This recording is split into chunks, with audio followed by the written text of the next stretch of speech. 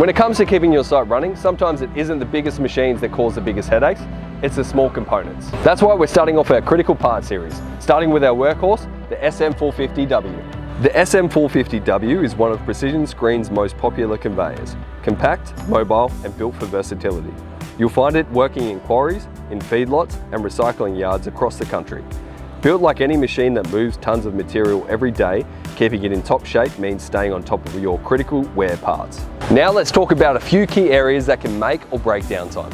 First, the rollers. They're constantly exposed to dust, dirt and impact. Worn or seized rollers can lead to unnecessary strain in your conveyor, leading to high energy use or conveyor repair maintenance. Regular inspection and replacement of rollers leads to a smoothly run conveyor. Next is our hydraulic motor, hose and fittings. These parts keep your conveyor moving, and it's essential that any breaks or leaks are checked constantly.